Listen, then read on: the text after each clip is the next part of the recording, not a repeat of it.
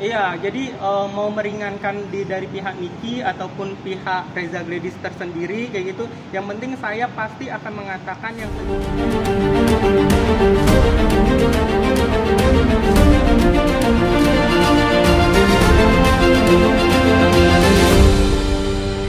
Bukannya untuk jadi saksi.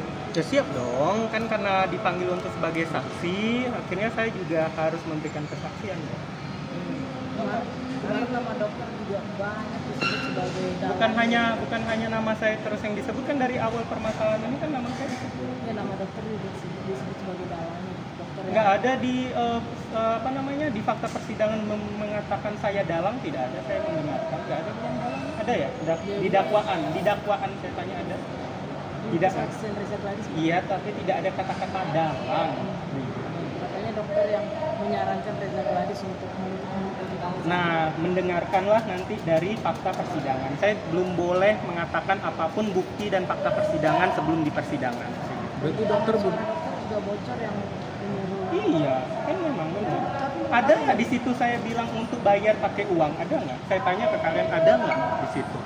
Ada nggak di kata-kata di rekaman itu saya mengatakan bayar pakai uang? Ada tidak?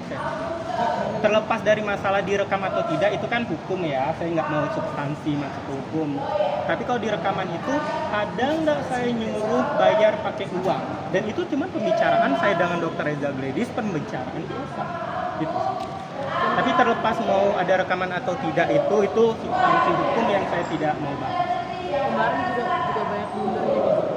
Saya nggak mau menanggapi blunder atau tidak, kan itu hakim yang memutuskan. Kalau blunder atau tidak itu kan subjektif ya, pemikiran setiap orang gitu. Tapi biarlah hakim yang akan menilai.